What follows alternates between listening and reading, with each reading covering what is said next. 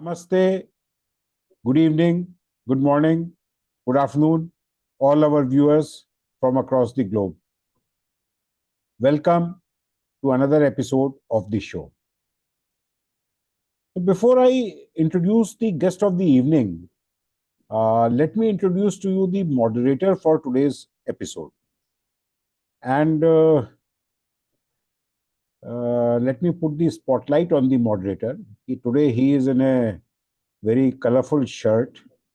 And so in Hindi, we have a saying to speak anything about someone, it's like Suraj ko diya dikhana. And so and that is what Vardhan Dharkar is to me. I always call him, he's a Prakant Pandit. But still, let me go through his brief profile, and then you will appreciate what I am saying. Vardhan is a chartered accountant with over 30 years of experience in leadership roles at various Indian multinational companies. During the COVID-19 pandemic, he decided to leave the corporate world to pursue his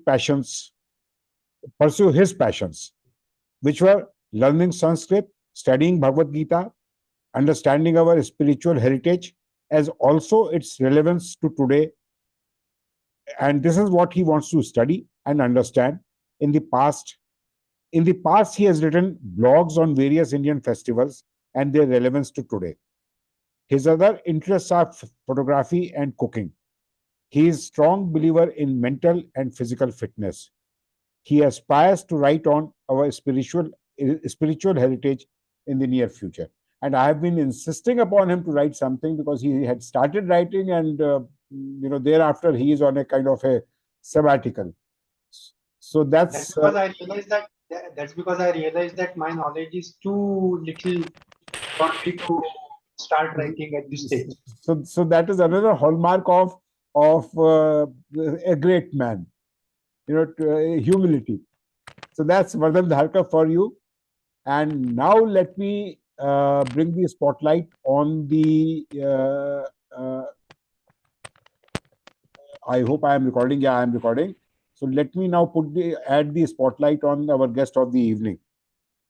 It's quite surprising that in the past couple of months or so, we have hosted a number of medical doctors on our episode, and that's what our guest of the evening also is. So let me quickly go through his background for you. Just hold on. Yeah. So Victor Adharsh is a 23-year-old MBBS intern at Andaman and Nicobar Islands Institute of Medical Sciences, ANIIMS, Pondicherry University. He grew up in Kasaragod, Kerala, a charming, quaint town in coastal Malabar. He is deeply interested in psychiatry and takes theology seriously. A flâneur, he can be found typing his thoughts into his EliteBook, sipping a cup of steaming Suleimani chai, if he is done interacting with diverse human minds for the day. Victor had early exposure to reading and creative expression. This led him to write. He has published 3 novels. Mysterious Mist was published in 2015, At Divine Mercy in 2017, and his latest, Mango Showers, which is a psychological thriller. He describes Mango Showers as cerebral, chilling, and suspenseful. So that's our guest of the evening today, A. Victor Adharsh. And now I'll move out of the frame and hand you over to both Vardhan and Victor to take it forward. Over to you. Thank you, Sanjay, for your warm introduction. I just want to add one more thing to the introduction that Sanjay has given about Victor, and that is about his interest in Carnatic music, and he's a vocalist in that genre. So that's also something which is very interesting, and that makes him really a multifaceted personality a doctor plus a musician plus an author or a writer. That's something really multifaceted. So welcome to all our viewers in Bharat, that is India, and outside of India, to yet another episode of the show. As already mentioned, our guest tonight today is A. Victor Adharsh and a multifaceted personality. So welcome Adharsh, Victor, to our show. Thank you, sir. And let's begin our conversation. Sure, sir. Let's go So ahead. let's begin. Yeah, so let's begin our conversation first with your musical journey. I would definitely love to know more about it. How did it start? How did you get involved into that? Who were your teachers? What is your future plans in that? Okay, sir. So I first was introduced to music when I was in class second. So that is a traditional illam close to where I used to live, which is kind of an ancestral home of people of a certain background. So there was a teacher there, Srimati Jayabharati Prakash, who is also my current teacher. She had started giving me lessons, musical lessons in Carnatic music since back then. So at the age of 7, I had started taking the classes, and slowly I grew to love the art. One of the initial reasons for me to go and start the classes was because in the place where I lived, there was not much opportunity to learn any other art form. And my parents were very keen upon making me learn some of the other art form. And so we just decided to take whatever was available. And then later, that itself was a blessing in disguise. And that grew to become a major part of my life. Around 2015-16, I had my first concert in Carnatic music in public. Following that, I've had many concerts and special performances. And through this music, I have been able to make a lot of people happy, represent our culture, and celebrate our heritage together. Perfect. I think that's very inspiring and interesting. I wanted to ask you one question is that you are a doctor by profession, then you have deep interest in music, and you are an author, and already you have written 3 books. How do you find time for doing all of this? Because each one Uh, of these activity requires immense time. It's not something which you can do casually. yes, sir. One of the key factors in answering this is that you need time management. You need to have real passion towards all these things. So when you are actually passionate, you manage to find time for all this. Uh, you may not be having time to just relax someday. You may not be able to just lay around doing nothing, being free, as a lot of people might crave. But instead, I find my relaxation and my rest in changing from one hobby to another, from my professional work to my artistic work. And that itself gives me the respite I need. And thus, I derive relaxation from doing these works because I actually love them. So that helps me keep going on doing multiple tasks without having to take a break. And that helps me accomplish a lot of things in a short period of time. Perfect. I think this is something which all of us should imbibe, and it will make life easier for all of us. Thank you. Thank you for sharing your time management thought process. Coming to your journey in writing journey, how did it start? How did you get inspired? And how did you make the progress, the ups and downs of that? All of that is something which we definitely would love to know more from you. Yes, sir. So initially, I came to writing because I loved to express. I was a very expressive person. Uh, when I was very small, one of the major pastimes in my family was narrating stories. As a Mhm. child, I was narrated to a lot of stories by my mother and grandmother, and that still constitutes one of my most favorite childhood memories. So, listening to these stories was a source of immense joy. And the nature of joy itself is such that when you have it, you feel like sharing it.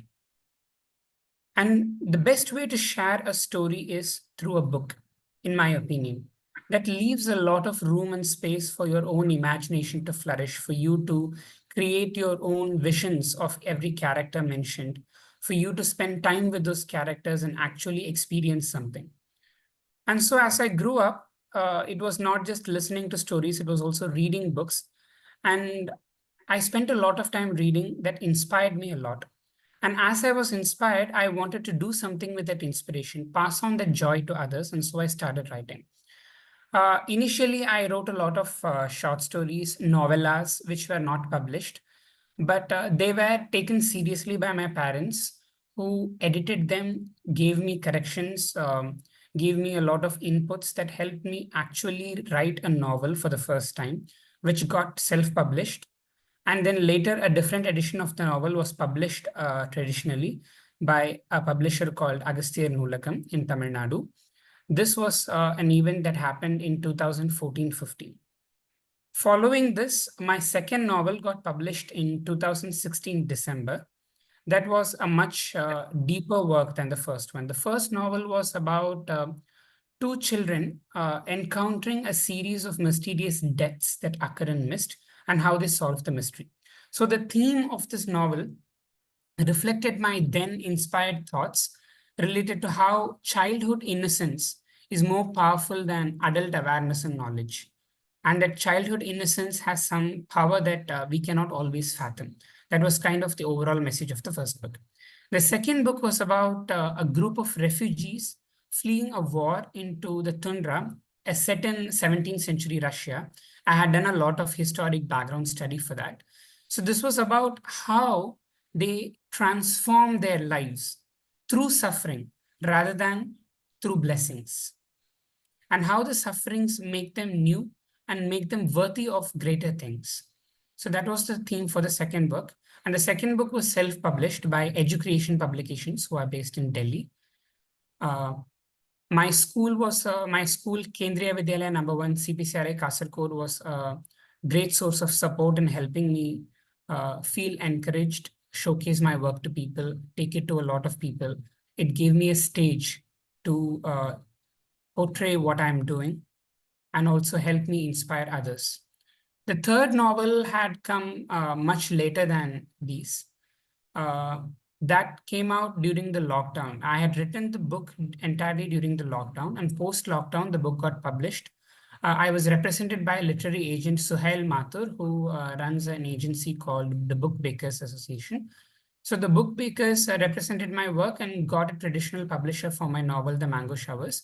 That is Book Street Publications based in Noida. And they took forward and published my book and made it available in a lot of platforms and took it to a lot of people. Okay. Coming to your second book, you mentioned that it is based on the plight of refugees fleeing from 17th century Russia. Yes, sir. How did you go about doing the research for that sitting in India? And how much time did that take for you to complete that research to make sure that what you are writing is authentic? Yes, sir. It took me about 3 months to do the research. And during 3 months, I had collected a lot of points. Then I took these points to certain history teachers through my school and discussed with them. They had also in turn done their own research after I had given them my work, and they authenticated my work. And so I got my foreword and a preface written by such teachers who had done some research in that work and verified it. Besides, if you ask me why I had chosen that particular time, that particular place, it is because since childhood, I have heard a lot of Russian folk tales. That was a genre that I loved a lot. And seeing the transformation that Russia had gone through over years was always a source of awe to me. It was a bittersweet experience going through these historic moments. So I thought, okay, let us make something fresh, and instead of basing something that people already know upon, in order to make the message appear stronger, let us give them a completely new background that they are not familiar with. And through that unfamiliar background to a lot of conventional readers in India, I wanted to bring a new topic that would seem all the more brighter and clearer against an unfamiliar background, rather than it getting dissolved in a familiar atmosphere. Okay. And how was that book received in India? That book was received very well. During the first few months itself, I had sold a lot of copies. I had a lot of reviews, especially from people who had traveled to the place and who knew the history. Definitely, they could appreciate the scenario much better than those who did not know it. But nevertheless, for all of them, the story was something that they could resonate with.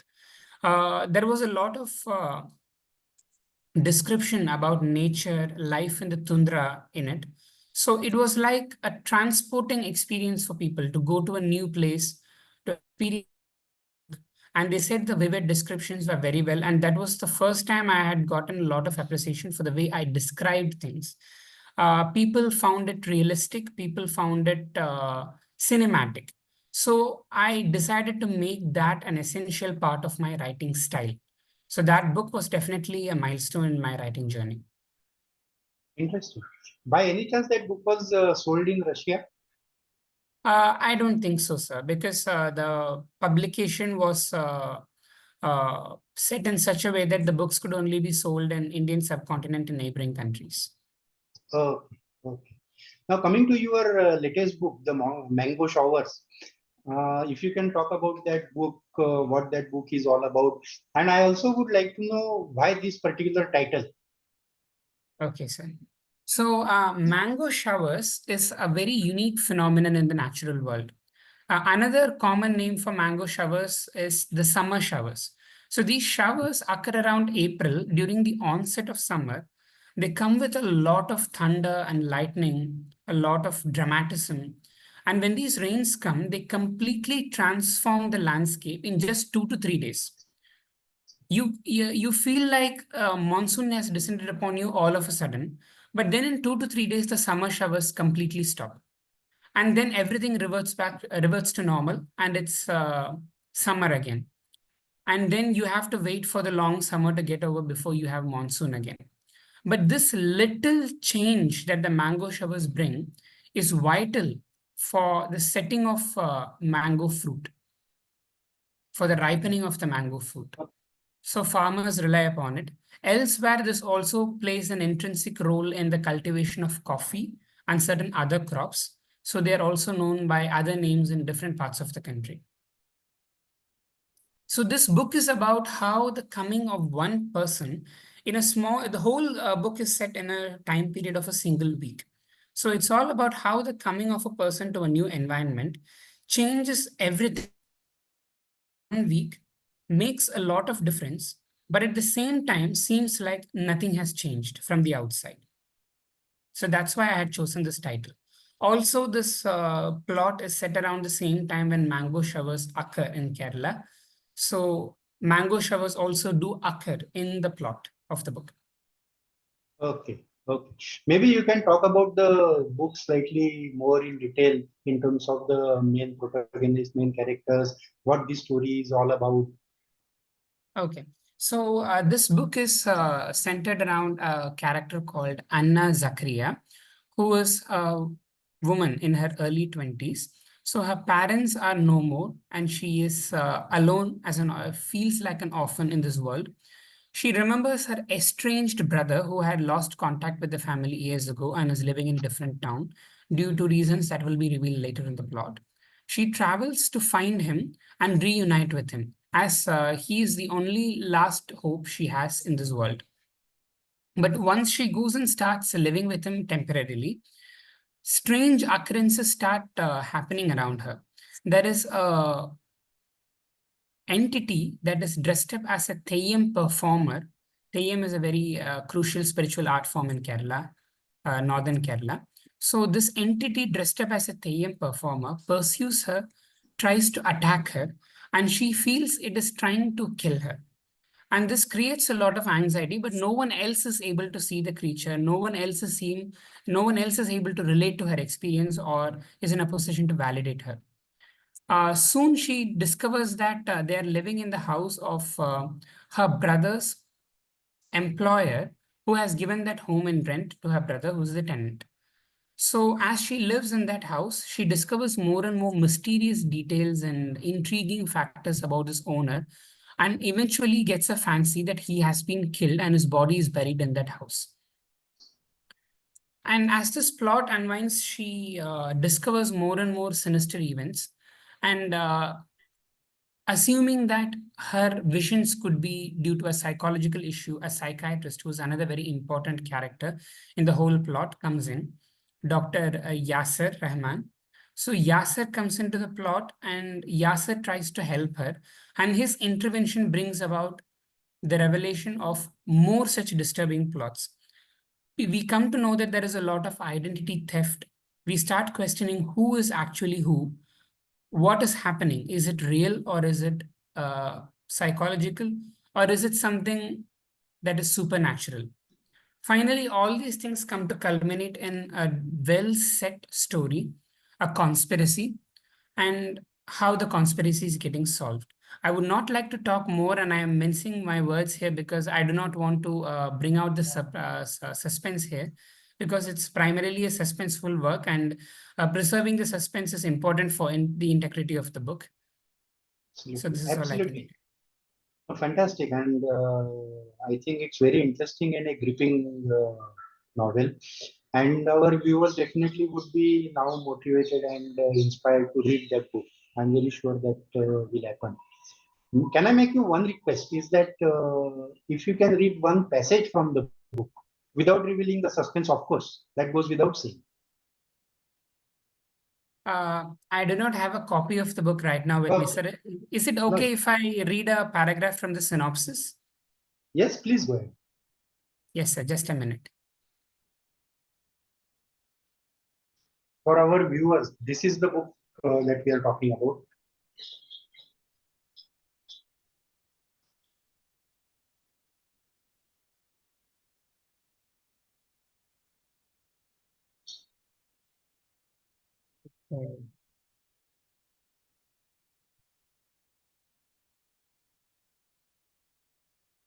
In the meantime, is there anything else that you would like to ask me, sir? Yeah, there was one more request I wanted to make you. Yes, sir, And that sure. request is that if you can sing, since you happen to be a vocalist, Yes, sir. maybe instead of reading, you can sing. Yes, sir. Just a minute. So I have gotten the synopsis. The synopsis was also written by me, so it kind of reveals my writing style. So I'll be sure to read a paragraph from it. Anna, a nervous young woman in her early 20s, travels from Idukki to a remote Malabar district coinciding with the onset of mango showers. She finds her way to a remote village in search of her brother Paulos, who is her last living relative and who had been out of touch with her for years due to family issues. They reunite and she temporarily moves in with him into a large house, which his mysterious employer, Unnikrishna Nair, had rented him. Unnikrishna is the owner of a timber company with large estates in Wayanad and mostly lives in his Wayanad estate bungalow. As she begins to spend more time alone in the house, Anna suffers from panic attacks. She's particularly afraid of Theyyam, a ritual form of dance worship common in Kerala, which annually occurs in a nearby temple, or what is locally known as a Kshetram. One evening, when Theyyam is being performed in a nearby Kshetram, she confronts a strange figure in her house in a frightening attire resembling a Theyyam performer. The creature that resembles a Theyyam performer wrathfully chases her into a room and tries to kill her with claws. She locks herself in a room and faints. She recovers to find no signs of it happening. She is confronted by her brother and comforted by him, though he is skeptical. He introduces her to the uniquely refreshing town of Kasaragod and invites her to the temple ground to try to overcome her strange fears and help her to socialize. Thank you. Very interesting and very gripping. I am very sure that book will do really well. Now, my second request is that if you will be singing Definitely, sir, a very definitely. For singing in Carnatic music, the backbone of the song is something called the Tanpura. The Tanpura gives what is known as the Shruti, and the equivalent of Shruti in Hindustani music is the Sur. So without the Shruti, I cannot sing. So please allow me to get my Tanpura digitally. Oh,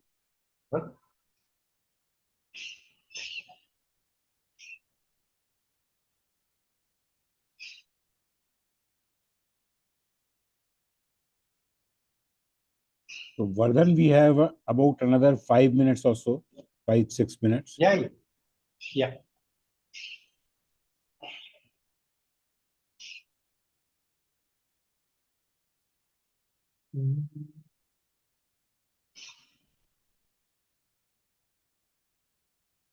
Krishna ni bhegani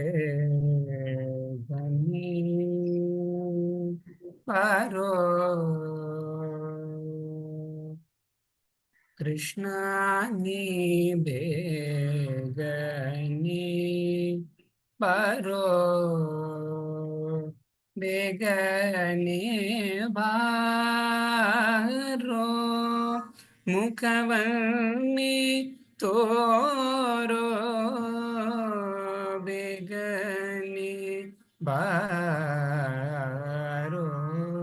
Mukhavani toro. Krishna ni begani baro.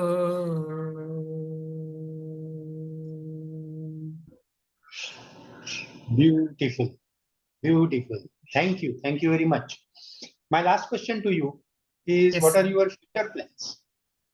My future plans are, sir, that I would like to pursue further in my career, especially by taking MD degree in psychiatry.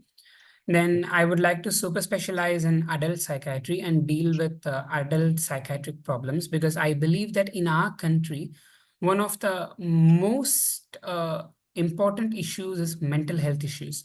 Now, it might be a very unpopular or controversial opinion, but a lot of authors and psychiatrists consider that a disorder like depression is the most disabling than even other disorders that might physically handicap a person.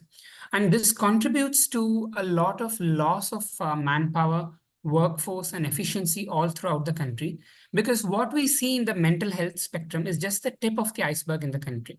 A lot of diseases lie underground that are not addressed, and we have very few but extremely hardworking professionals in that particular field in our country.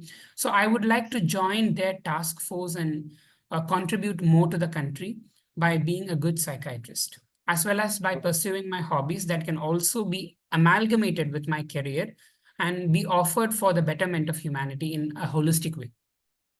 Perfect. So in next 12 months or 24 months, should we expect any more books from you?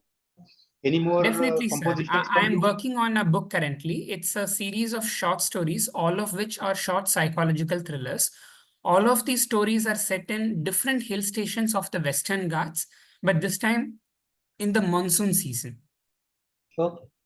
So Okay.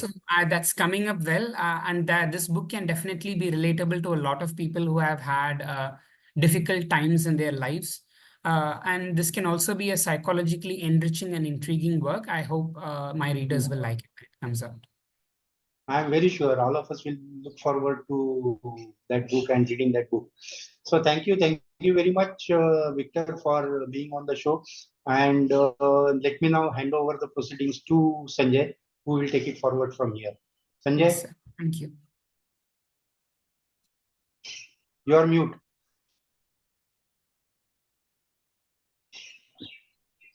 Thank you, Vardhan. Thank you, Victor.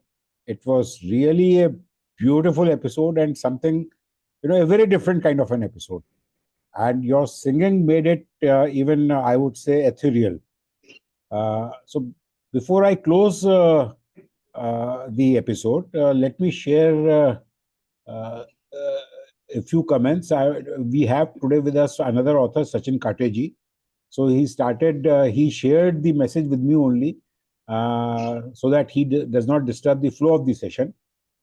He writes, happy to be able to attend this session by you, Mr. Sanjay Chandra and Mr. Vardhan Dharkar, in conversation with MBBS intern and author A. Victor Adharsh. Great to see young authors who are also multifaceted, doctor here, express themselves through their books and writing. Looking forward to a great session and wishing the young doctor and author A. Victor Adarsh the very best. Whatever he has expressed is so inspiring, especially his life expression of storytelling, story writing with his grandparents, family, and also sharing it with others, which is so encouraging. will be a privilege and pleasure to read his books. God bless him. Then he continues, happy to be able to attend this session by you, Mr. Sanjay Chandra and Mr. Vardhan Dharkar, in conversation with this young MBBS intern and author, A. Victor Adharsh. Wishing him the very best in all his endeavors. God bless. And finally, he says, wow, feels so nice to listen to this, as we used to create a dance performance in Bharatnatyam on this Krishnani. Fond memories revived, as in my school days, I learned and performed Bharatnatyam for 2 years. Thank you, Dr. Adarsh. So that was Mr. Sachin Kate. In fact, he had also featured on our show a few episodes back. And he himself is a multifaceted personality, and had a wonderful time with him. So that is it. We close today's episode with Dr. A. Victor Adarsh. Wish you all the best, Victor. And Thank you, sir. and looking forward to read more of your books in future, as well as your past books as well. Thank Yes. you, viewers, for joining us. I'll be sharing this recording of today's episode on my YouTube channel, tagging Victor's YouTube channel, as well as also on the other social media handles, where I would be tagging Victor wherever he is there, and also Vardhan. So please do read his books and do share your reviews on Amazon and other platforms. So that's it. And thank you all very much.